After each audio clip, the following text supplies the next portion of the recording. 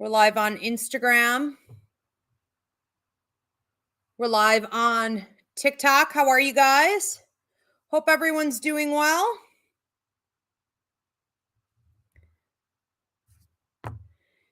And we're going live. Ivy Angela Rivera, Ivy Rivera Psychic Medium, and YouTube at Ask Ivy. If you are tuning in on another platform and you're having any trouble with the connection, please switch over to YouTube at Ask Ivy. I'm ultimately always trying to steer everybody over that way. Okay, so trying to build my following over there. All right, we're going to give this a few minutes for people to tune in to tonight's service. A couple quick announcements. There we go. We got Jan popping up here. Good to see you, Jan. All right. And if everybody could, please give this video a thumbs up, drop a comment, get me moving here in the algorithm, and do subscribe.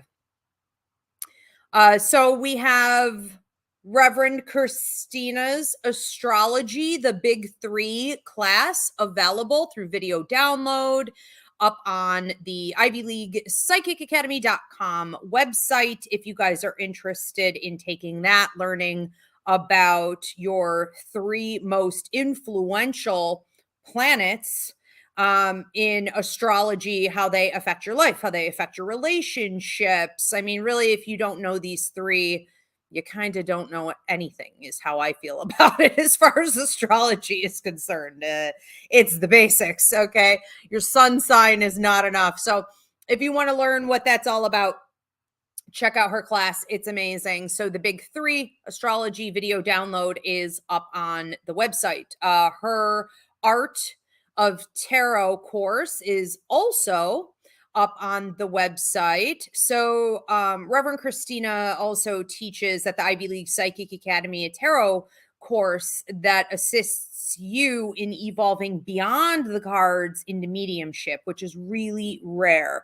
So a lot of people get into using the tool of tarot, which is an excellent tool. They do tend to ultimately feel trapped and stuck, and as though they can't really venture out as psychics or venture out as mediums without the cards. We don't want you to feel stuck. We want you to feel as though it's a useful tool to, help you engage even more with your psychic ability and spirit, not rely exclusively on the cards. So she is training you in the Art of Tarot course in both the traditional method of using the cards as well as the intuitive method, which is really going to feed your own intuitive intelligence. So check that out anytime. Just a reminder to everyone who isn't super familiar with the Ivy League Psychic Academy, when you guys get certified in anything from Reiki to tarot to psychic mediumship, you are automatically up for hire for Ivy League Psychic Fairs, Ivy's Healing Call Center, all kinds of spillover gigs that I have going on. Events that I run as well. Okay, so there's a whole lot going on there, lifelong work opportunities. Also, my psychic mediumship course is back in person. It's been about 4 years. So we are back October 12th. We begin. And registration is going to be wrapping up here soon. So if you haven't already done so, go to psychicmediumshipcourse.com and get yourself registered. A lot of people have questions. What does this course entail? Why is it 28 weeks? What are we going to be working on? Can you help me with this or that? Or do you actually think I have any abilities? Am I wasting my time? What is this? What is this? So I like to do these live Q&As where I take all your questions before I start a course. And this time we are doing that on, hope I don't screw this up, I want to say Tuesday the 19th, which is, I think, what is that, tomorrow? No, that's in 2 days. No, I'm positive it is. So on all platforms, I'll be doing a live Q&A on the Psychic Mediumship course Tuesday at 9 p.m. Eastern. So tune in to get your questions answered. There's also a raffle going on right now. So $2,100 value, you can win a free psychic mediumship course. So check it out. Go get your raffle tickets now. And we will be drawing on the 11th. So October 11th, we will pick our winner. All right, looks like we got a few people tuned in here on YouTube and Facebook. Instagram still looks good. TikTok looks good. Can you guys give me a thumbs up on both platforms? Instagram and TikTok, please. Thank you. Beautiful. All right, wonderful. So welcome, everyone. This is Roots Revival Interfaith. I am your pastor, Ivy Rivera. I'm a psychic medium, a Taino Arawak, and I am here with Reverend Christina Del Rey, our astrologer. How are you, Christina? Good. Glad to be back. It's nice to be back. A little while. It has, yeah. So we've had busy schedules, okay, all summer. So we haven't been here as much as we've wanted to be, but we're coming back around, all right? And we have switched from 9:30 our summer hours to 8:30 a little bit earlier, you know, as we approach daylight savings time and all that jazz. So Christina, Reverend Christina is going to be speaking on tonight's sermon, The Afterlife, from an astrological perspective, and talk about some of her personal experiences with the afterlife. And I will be coming more from a psychic and mediumistic perspective. So we encourage you guys to post your questions, your comments at the end of today's sermon, because we are an interactive church. We'll be getting to all of those questions and comments. Donations are appreciated. For those of you tuning in now, please do give this video a thumbs up, drop a comment, and subscribe. Again, if you are on any other platform and you have trouble with your connection, switch over to YouTube at Ask Ivy. All right, let's get into it. So the afterlife. I have always had interest in this topic, I want to say, since I was a kid going to Catholic school. I went there for a while, and I would notice some discrepancies in what I was being told by the priests and the teachers, and what we would all talk about privately, and also what was being discussed in my home. So, you know, I started to notice things like, especially around like 6 years old, 7 years old, you know, my brain was really processing a bit more. And between, 5 and 6 years old, we become more intuitive. Our intuitive intelligence increases. So our mediumistic abilities increase. And so it was around that time, I would say, that I started to sort of analyze more of what the priests were saying and the teachers were saying in regards to the afterlife, and how we should believe as Catholics, or, as Christians, we should believe in the afterlife, but we should never communicate with those people because that's evil. I was like, what the hell? This doesn't make any sense at all. That doesn't make what would be the point? And it almost suggested to me that my grandmother, who I adored and loved, who had just passed, and my grandfather, who I loved and had just passed, had now somehow become dark or evil, yet they were in heaven. That it didn't match for me. So, and being very mediumistic, I was communicating with them all the time, and I was getting visits from them directly, even when I wasn't trying to reach out to them. And so I just didn't have any negative experiences with the deceased. And it didn't, I feel, ever really clarify in asking questions to teachers, about what that meant, what the priests meant by that, what the Bible supposedly meant by that. No one ever seemed to have answers, and it became something so taboo you were not to ask.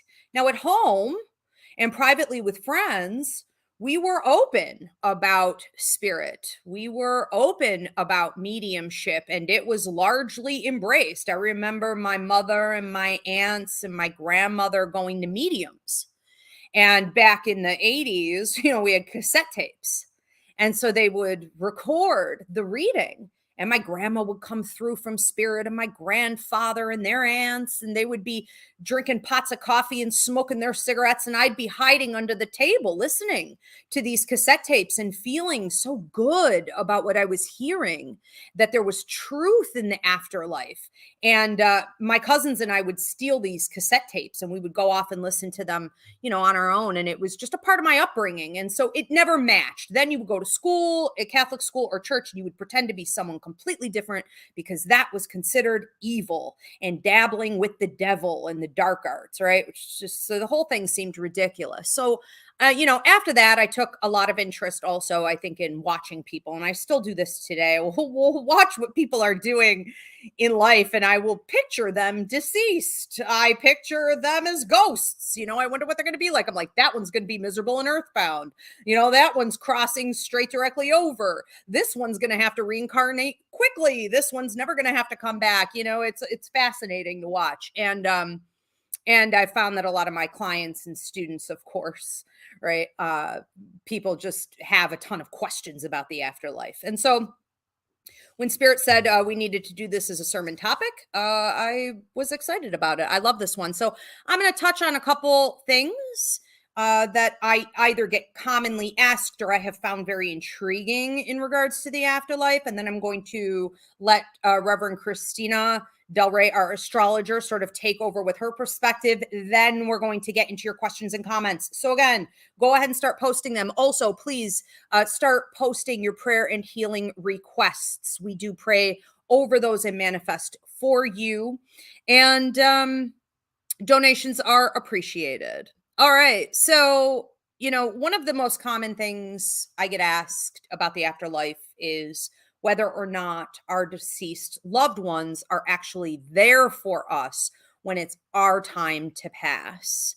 Absolutely, 100% they show up. They tend to know before you do that you're going to pass. And so they're there sometimes even far ahead of time. And that can become a bit disturbing or daunting for other people watching the death process of a loved one. So, for example, if your parent or your grandparent is in the process of passing, they may not actually be ready to pass that day or even for weeks or months, sometimes even years, yet they are communicating with their loved ones on the other side. Okay. So their loved ones are coming through in spirit, helping them to let go, helping them to prepare, getting them acquainted with the other side. I like to call it playing both sides of the fence, meaning they've got one foot in this world, one foot in the other world. And we also have our angels. Everyone has 2 angels that are appointed to them when they come to earth, and 5 guides that are appointed to them when they come to earth. It's our support team, and they are also there at the time of your passing and always, okay, when we need them. But it can be a real full house for sure. So no, dying is not something that we do alone, and you can absolutely count on that, even if you don't necessarily believe that you're in the death process. Another common question I get asked is why? Do our loved ones, once they pass, seem so distant from us, maybe for the first 6 months or so, sometimes a year to a year and a half? It can seem as though they're coming through and they're visiting with us and they seem sort of the same. And then all of a sudden, they seem more distant. They're not coming through as regularly. The communication changes drastically. And when we do connect, they seem way above me somehow.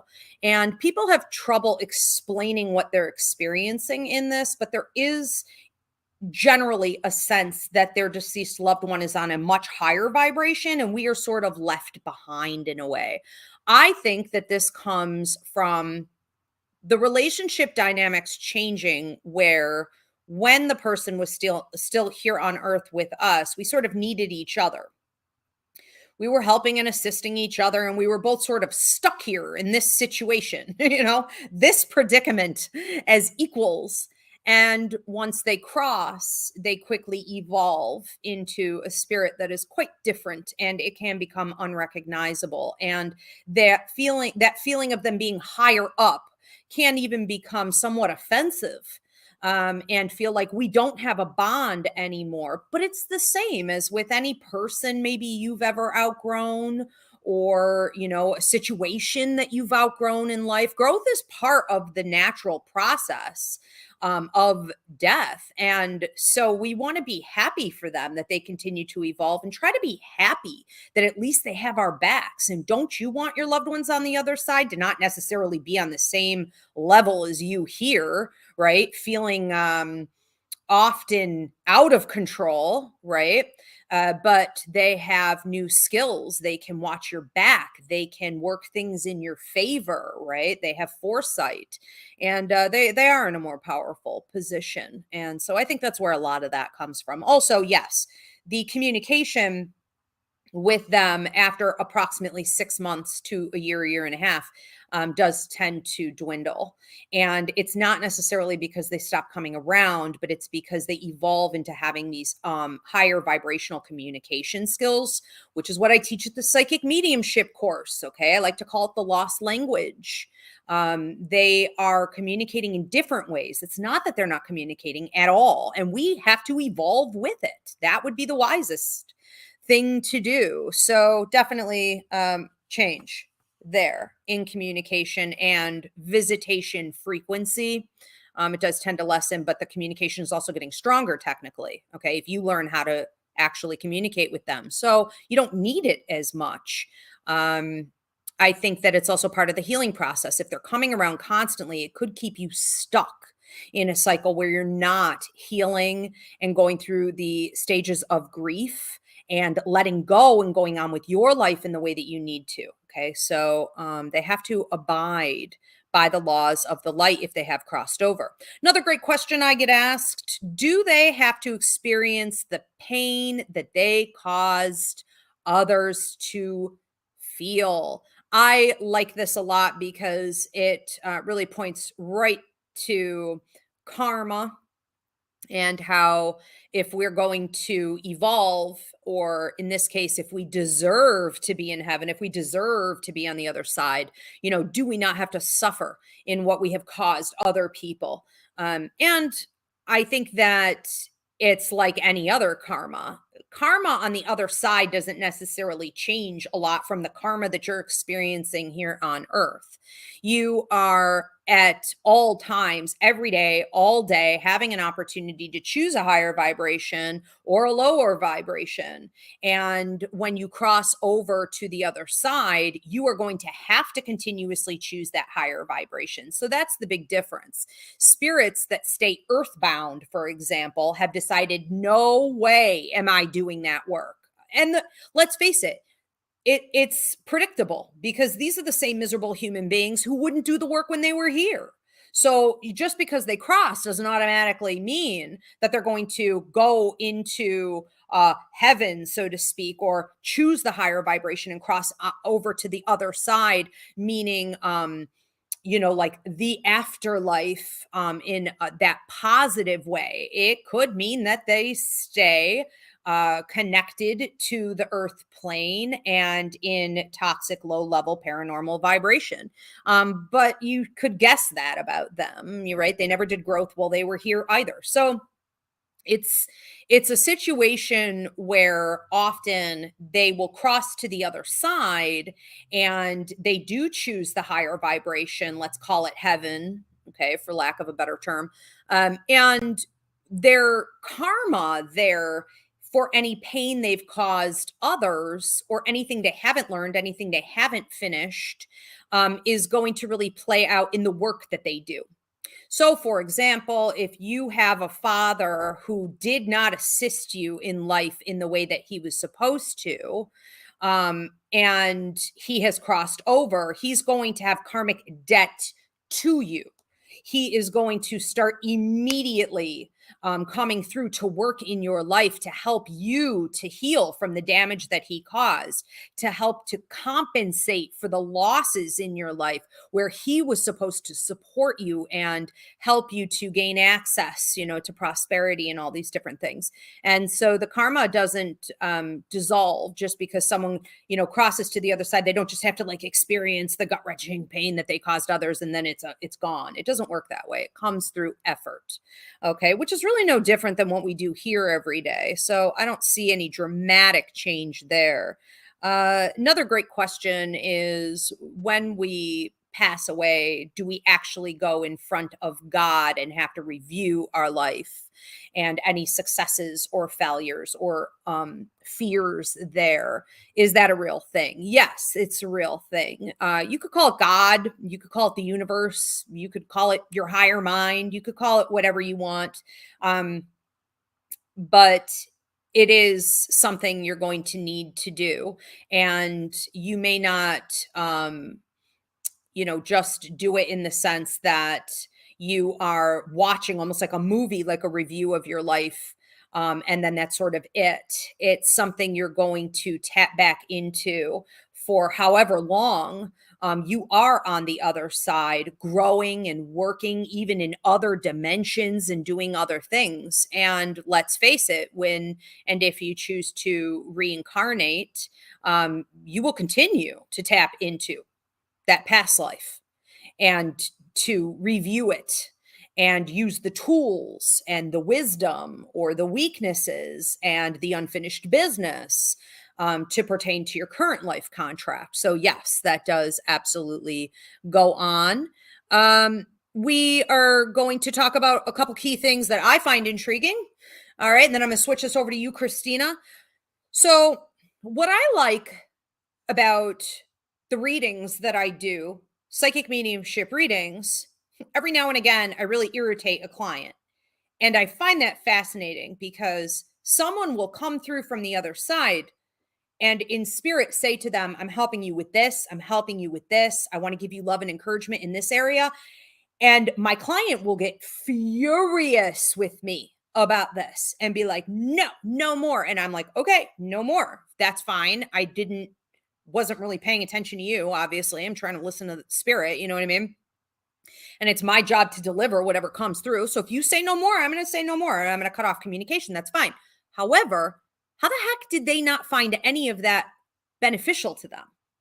And so I started asking several years ago, why are you so mad? And they'll get mad at me, and they will say, because that was a horrible person, because that person who came through, did me wrong. And I'm like, all right. And they're like, or they'll say to me, you can't possibly be channeling that person you say you are. You're wrong. I'm like, look, I know what I'm doing. Okay. I'm not wrong. What happened here is that this person did cross over into the light. Therefore, they have to abide by the laws of the light, which says, I will grow, I will change, I will work out the karma, I will feed the universal good and higher vibration, and I will continue to fix whatever I didn't do right or I did wrong.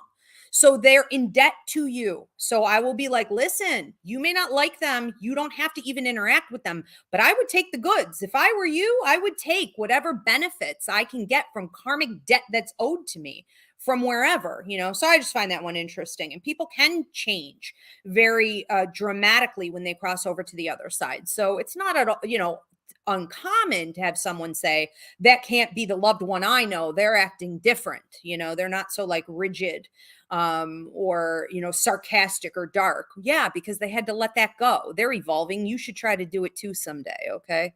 Then, I see a lot of interesting energy in regards to someone who suffered for a really long time. And maybe they even physically looked gray or really sick or decrepit, and then they cross. And when the body is now deceased, it actually looks better.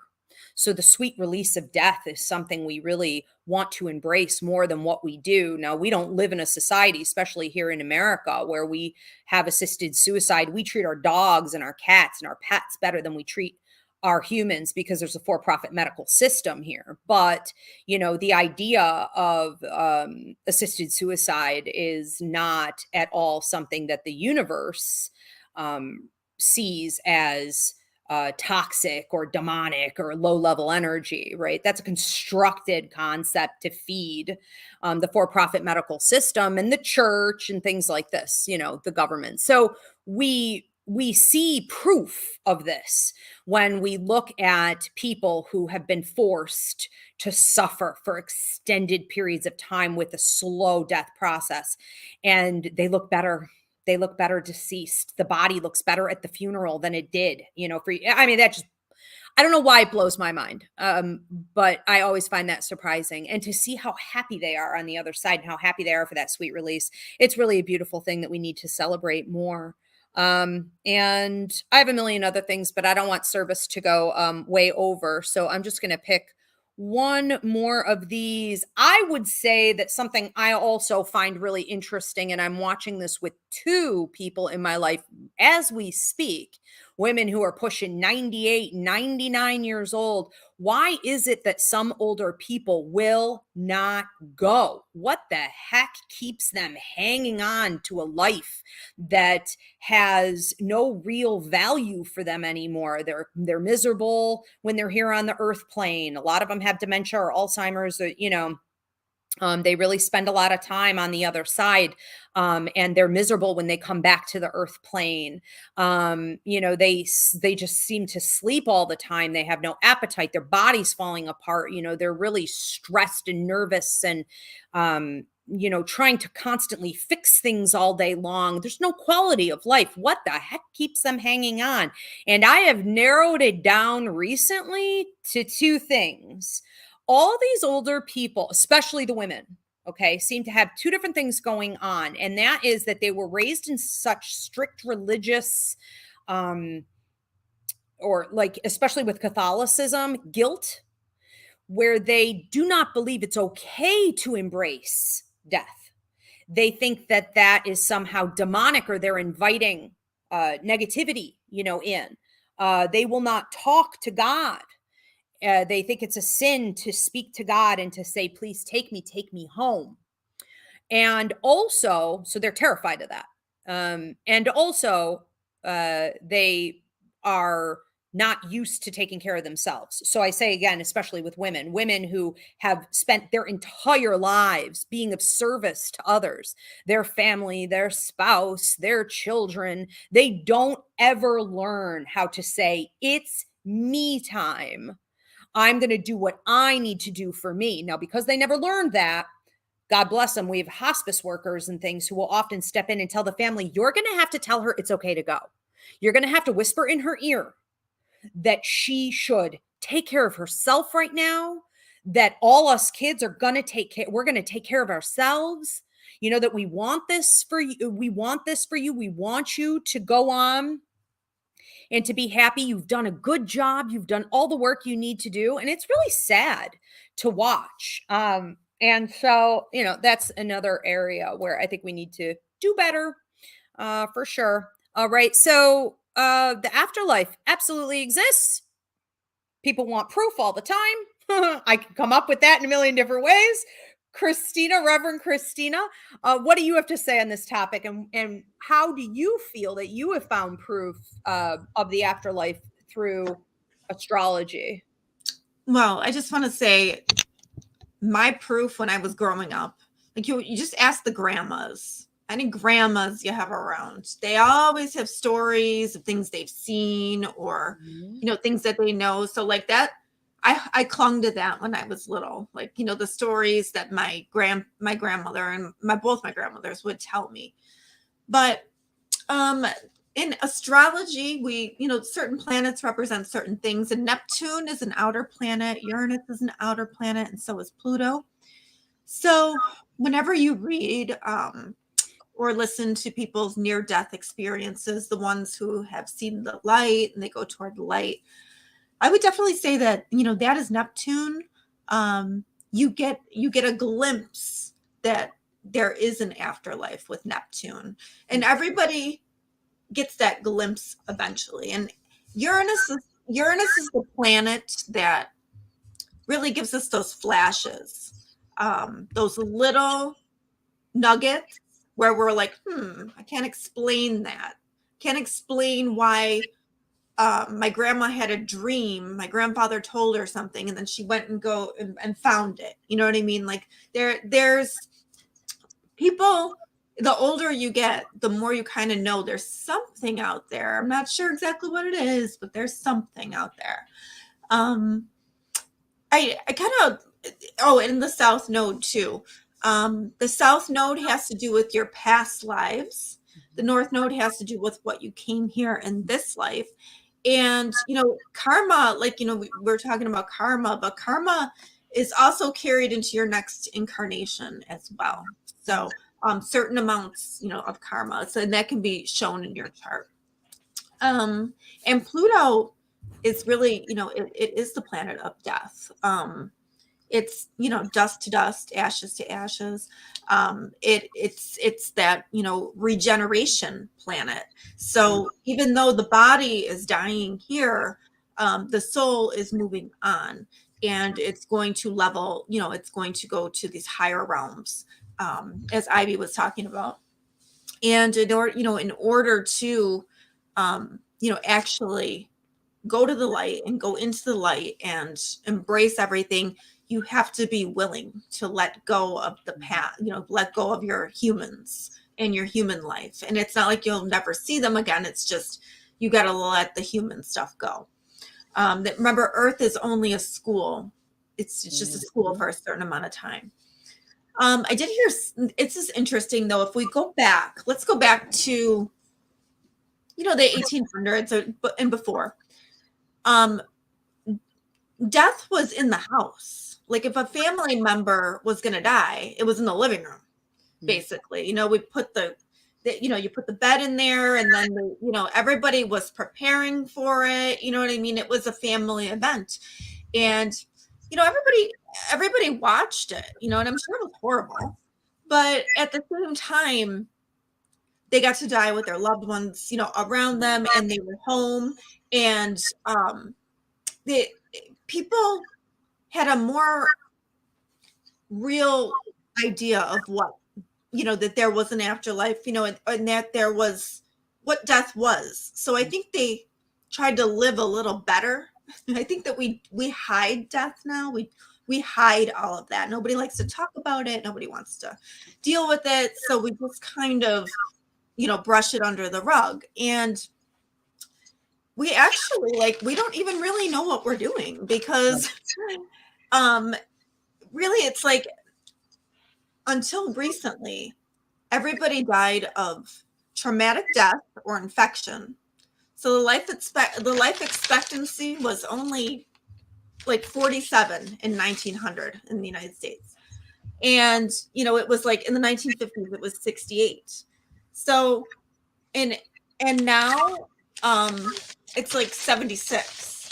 So people are getting older and older, and we don't have a good model of transitioning to the afterlife. And it's, thankfully we have the hospice workers who, are very skilled in letting people go, and, and telling them it's all right to go.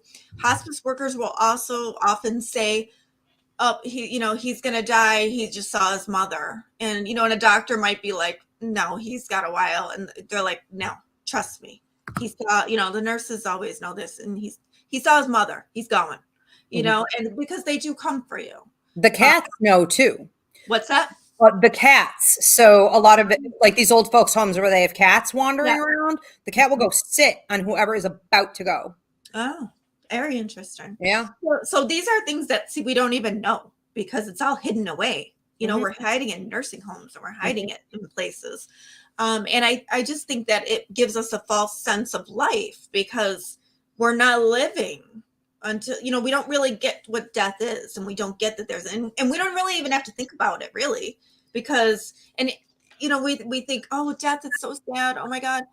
But what about the afterlife? I just think we have a wrong idea. And you know, we so much, and I know as growing up it was probably worse. Now people are a little more open about it, but it really did seem like the end all when you died. You know, like you hear it on TV, you know, like that's it, that's the end. Well, it's just the end of this this physical. It's not the end. Right. So I don't think that that's like spoken enough.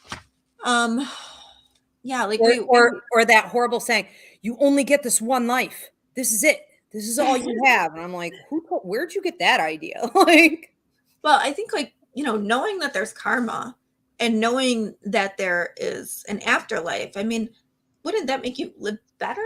I don't know. I mean, it just makes me want to get everything done so I can go enjoy not that. quit, you know. Exactly.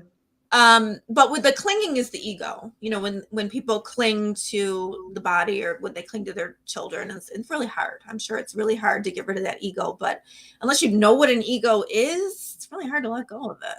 So, you know, it's like, it's hard. And I heard this on TikTok the other day. You know, we all used to die of infections. We all used to die of, you know, sudden death, and those two things. And now, because of antibiotics and sanitation, we're all dying slowly. We don't realize this. It's not just so-and-so and so-and-so. Everybody's dying slowly. You know what I mean? Unless, you know, something major happens. But, you know, we need to, you know, we need to push for the quality of the life while we're here, good karma. And then, you know, it actually looking forward to the afterlife at some point as a beautiful transition and not something so scary. I just think more needs to go into it. I've read several books of people who have had near-death experiences. I've heard many stories. My dad actually had a near-death experience. He was cardiac arrest, but they got to him very quickly. So he didn't really have a whole lot of time in between because they got to him really fast and did CPR. He did not see a light or anything like that. And I know that some don't, but there are many who do. And I think that, you know, it wasn't his time, obviously. But he did have angels with him because when he had his cardiac arrest and he essentially died, there just happened to be, you know, a fireman who ran over and did CPR, you know. So yes, your angels are with you. Your protectors are there. Yeah, we are just, we're not in alignment with the process, I feel like, and it needs to be more celebrated, kind of like what you were saying, rather than feared so much. And also too, like, I think that, you know, we need to revisit and contemplate our fears around it, you know, around death and around the afterlife, because, you know, that's shadow work. And we are afraid of it, you know, as a society, we're very afraid of it because it's unknown. But the more we talk about it, the more we put it out there, I think that, you know, it's going to help matters. And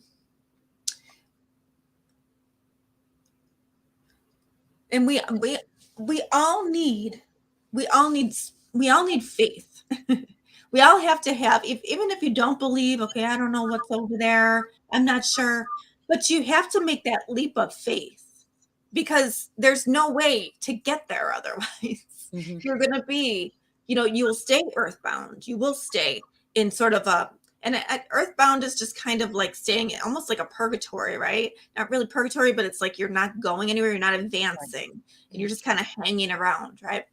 So I think that, like, if you have somewhat of spiritual beliefs, and so many people are so turned off by the church, you know, they're so turned off by what they heard when they were little, that they just kind of get rid of all of it and they don't want to talk about any of it. But that's, you know, that's the beauty of, you know, Pluto going into Aquarius. Hopefully we will see more people following a spiritual path where they're using their intuition, they're using their psychic gifts to lead them, rather than, you know, people telling you what you should believe. You know what I mean? Like, 'cause you can go back and check what Ivy's saying. all right, like ask your loved one, does this happen? Ask for signs. Like they will give you signs. Mm-hmm.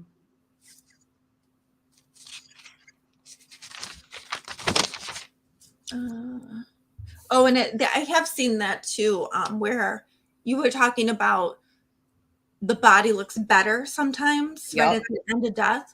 Mm-hmm. And sometimes they have some kind of like, like my grandma, she couldn't get up at all. You know what I mean?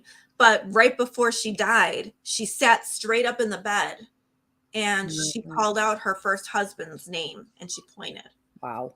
And then she laid back and she died, So it's like, or a lot of people, like, if you have arthritis or something and your like hands are all like this, but Mm-hmm. all of a sudden you see your loved one and you're like, your hands are like this, or come get me. I think I saw this one that said, come get me. And they had like, they were like this before, but then when that happened, because they're releasing it. Right. A common phenomenon is that they will reach up, even if they have been completely incapable of doing that from a stroke or whatever, arthritis, whatever. They reach up and they're reaching at, who's coming for them and where they want to go.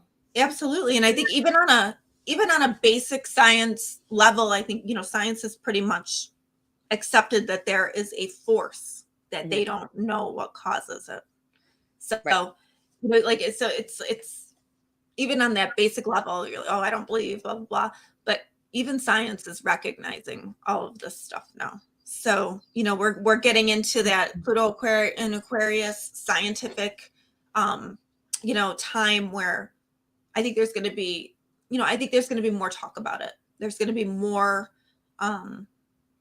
people gathering and more people like me doing more spiritual celebrations rather than funerals, things like that. Well, and some research just came out. I think it was on NBC, maybe. I don't remember what I was watching. I want to say 2 nights ago. And Christina, I sent you the link. I don't know. I did watch that. Yeah. Watch it, but in the news, so on like major national news, there was some research that just came out about the death process in the afterlife, which I thought was really timely with all this. And they were discussing from a scientific, medical perspective why the research shows and can now prove what people who've had near-death experiences are saying all the time in regards to the amount of time our brain is still active after death. Did anybody see this? Did anyone see this in the news? Please post if you did, and post where the heck that was posted, because I don't even remember. NBC? Anyways, so essentially what they're saying now is that they thought that the brain only lived for a few minutes, and it's at least an hour. They are finding activity for at least an hour, okay? Which freaked me out because I'm thinking, well, does that mean you can come back? Probably not so much. Not to make this worse, everyone's going to have nightmares. I don't think it's a situation where you could like pop back into your body an hour later necessarily and pull like a Jesus Christ move, but the brain is working for an hour, right? So we now know that. I mean, that's huge. We're talking a matter of minutes to an hour. I mean, look at just that one piece of research, okay? That leap in regards to what we don't know. And so, so all these, scientists and researchers were saying, all these near-death experiences, this makes 100% sense with what we're seeing now in the brain scans and whatnot. Now, also, I just wanted to play off a couple things that Christina said. I do want to remind you guys at this time, donations are appreciated. Please give this video a thumbs up, drop a comment, post your prayer and healing requests now, and post any of your questions or comments. We are about to take them on all platforms: Instagram, Facebook, TikTok, YouTube. Also, there was a woman who came to town here in Fredonia and just spoke at the Opera House. I forget her name, but she did a lecture on The Undertakers, it was called. And I was so excited to get to go because the gig I had that night was canceled. So I feel like I sort of manifested the rain. But I was hoping to get to go see her, and I did. And it was really wild. Christina, you just mentioned back in the day, we died in the home. Well, she talked about how we were all the original undertakers. Our family would not only die in the home, we laid them out in the home and we buried them in the yard. What do you think that did for the connection that we had when they weren't going off and getting cremated, or we didn't have to drive off to some cemetery? Maybe we moved away from the, whatever. It was like we had this full experience from beginning to end, so to speak, of this person going through the death process, and then our ability to have that ceremony. And a lot of it was more celebratory, even right down to taking pictures with the dead body. It's just some weird stuff. That's still done, though. I mean, people still take so pictures at done. funeral. I remember my uncle doing it at a funeral and everyone being like, he's crazy. And I'm like, well, he's taking a picture with dead body next to the casket. And like, yeah, everyone thinks he's nuts. But like, I don't know, there was something about it that didn't seem that off to me. Yeah, I've seen it. I've definitely seen it. Yeah, 100%, but then for them to be buried in your yard or on your land, so you had all your family there. And these houses were handed down, from generation to generation. And so there was sort of a sense of closure, I think, with all of that, because the renewal of life also got to really continue and be more easily recognized because the body was still there. So the spirits have an easier time coming through and communicating. You recognize them more easily, when you're still in the space where they are, all of that. This is another reason why a lot of people won't move away if their spouse dies, or they lose a child. They're like, I'm not leaving this house, and that's not the right way to live necessarily, but it's true that it helps with connection. And one other thing I want to mention before we get to your questions and comments, like Christina said, we need to respect the death process more than what we do. We are so now disassociated from it because it is locked away behind closed doors, never to be seen. And then we are fed the fear of that day, one day approaching. We've talked on this channel quite a lot here at Ask Ivy, but in general and at church, about Jurassicophobia, which is the terrifying anxiety disorder associated with the aging process, right? Which society feeds all the time. And, capitalism is able to make a ton of money off of us to prevent the aging process, which is essentially what? To prevent the death process. Okay, it's all connected. So look at the bigger picture. And I remember my grandmother, who was getting up there in age and had to be put in an old folks home. The first home we had her in was beautiful. There were chandeliers and, home cooked meals and beautiful woodwork and a winding staircase. And she punched a couple nurses in the face and she got kicked out, and then she eventually ended up having to go to a county home where she had to watch her mother pass away for 27 years, trapped in a hospital bed, unable to speak or communicate. She couldn't even get what she needed for herself, go to the bathroom, eat, nothing, right? So my grandma had to go to the same place where her mother had been trapped for over 25 years and live out the rest of her life. And my grandmother was not only fighting it physically, she, with the nurses and the staff, she would escape. And she knew that place like the back of her hand. So she was escaping down out the doors and crossed the main road into the woods like a cat would do, right? Like a dog would do, like an instinctual animal of any kind would do, wanting to get back in touch with nature and the earth, right? Nature is our church. And eventually they took my grandmother, they put her all the way up on the third floor with an anklet. And this woman was still somehow getting by the cameras, getting into the elevator and escaping down and into the woods by the creek. And they would have to go get her. Now, what does this say about the way we disrespect the passing process? How we will not allow people to go. Now, granted, they have insurance for insurance purposes and, they don't want to get sued and they are responsible to take care of her and to make sure she doesn't do anything.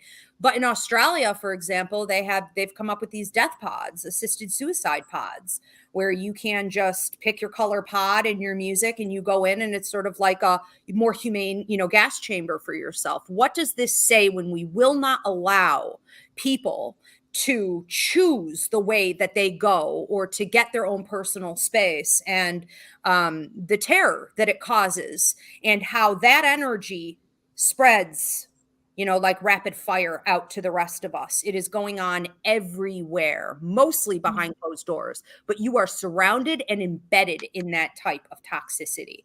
And that is not what the death process should look like. And that is not reflective of what the afterlife actually is. So no, and we don't know what we're doing. We no, really we don't know what we're doing. That struck me. If we could title this, it would be that. We don't know what we're doing. We don't know what we're doing. 100% no, because we've been cut off from it. Yes. And that it's not helping anybody who wants to live in a nursing home for the rest of their years. You know what I mean? Like it's not helping anybody. Crazy stuff. All right. So let's take a look here at questions or comments. Jill, our beautiful producer, is going to be popping those up. Mary says, I'm experiencing more and more conversations with friends and family where when it comes to death and the end, quality of life is more important than quantity. This is a big difference from when I was growing up, a good thing. There are still those that cling, though, and it's very sad that they view even natural death so tragically. 100%. And I think a lot more people, because we don't want to get caught up in this for-profit dragged out system, this inhumane system, a lot of people are coming up with private little contracts with each other. We're going to Thelma and Louise it. I'll take you out, you take me out, I'll do time to get you out of here, whatever we have to do. And I think those are conversations that are far more common and normal than what we want to admit to. Mary, thank you for that. Christina, anything to say? I think that, we have a lot of drugs that extend life now, and they're being pushed like crazy, but they're not necessarily, they're not quality of life. It's more about quantity. So we definitely need to get back to that quality piece, and I just don't feel like we're doing it quite right. But the conversations are the first thing. It's where it has to start, And we have another question or comment coming in here and I want to say, Lucy, thank you for the donation. So Lucy says, so many questions, but one I'll ask is, once our loved one has crossed over, can they go back to the past? Okay, or they can go back to the past. I have memories growing up where I feel like my sister was watching me being young. I believe in time travel entirely. And I brought it up earlier on one of the points I made. I don't recall which one, but where I talked about almost like karma playing out when we get to the other side, and how we can reincarnate and still be doing this time travel, still be going to the past. Christina, you mentioned something similar to that. So I think it all overlaps. Yeah, I think too, we have to remember that time is only an earth construct. Yes. So there really isn't time on the other side. So yeah, I guess in essence, that could happen. Yeah, definitely. And I would say that that's one of the biggest changes that I've always found sort of exciting. It's really something to celebrate, is that when someone does cross over to the other side, one of the first things they often mention is that there is no more time construct. So there's not that pressure, that crushing pressure of time to get things done. All right. We have any other questions or comments coming in here? Mary has another one. Most people don't understand that when we cross into the light, we shed that human skin and all the humanness that goes along with it. When ego is gone and we are able to review our lives and the ones that were in it, experiences, encounters we had from a more universal perspective and understanding, 100%. And who doesn't want to do that? I just think it's so many, people maybe want to cling to life here, but like, why? Haven't you had enough? I mean, at some point, don't you want to get on to other things? Aren't you curious about what else?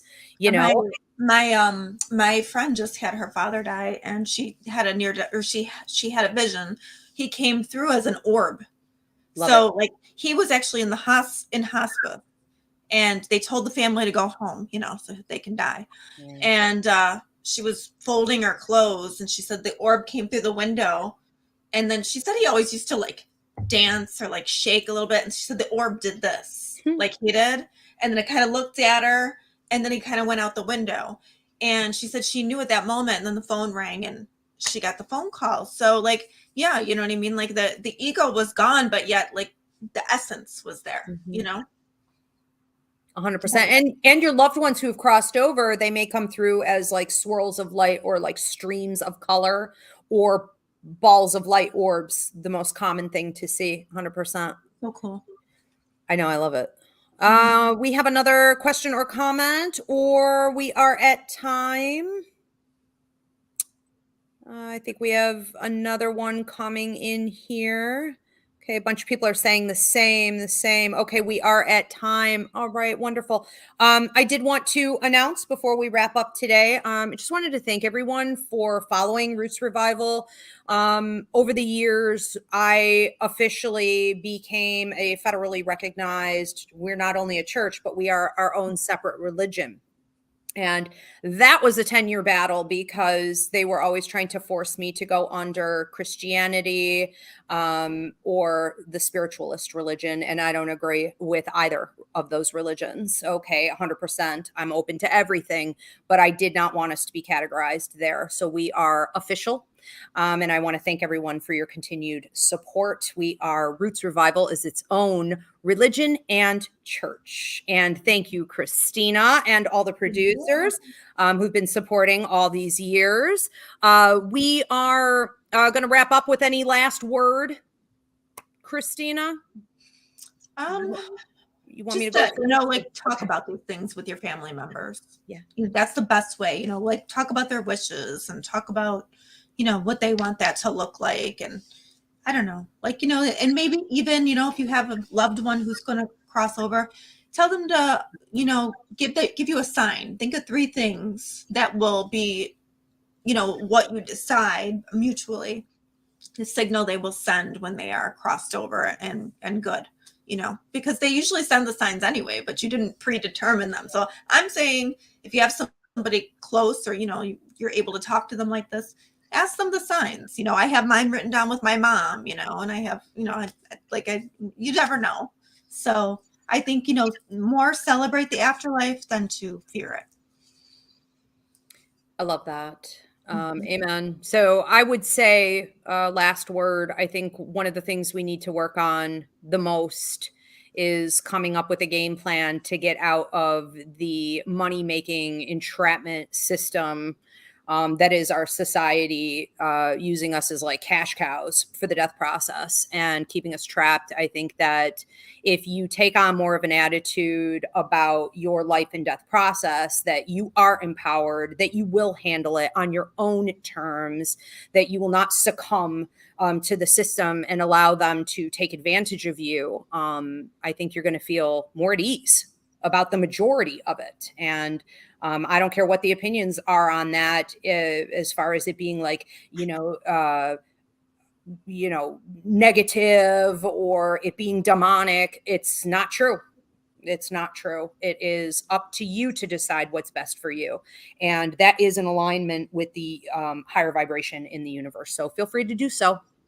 And again, just like Christina said, have more conversations about it. It's okay for us to do that. Okay. You guys, it was such a pleasure being back here with you at Roots Revival. We will be back in a few weeks. So please continue to follow, give this video a thumbs up, and post your prayer and healing requests, even if you're tuning into this after it's published, because Christina and I do go back and we pray over your requests and we offer manifestation boosts. Take care, everybody. Thank you, Christina. Thank you, Jill. See you guys soon. Have a good night. Good night.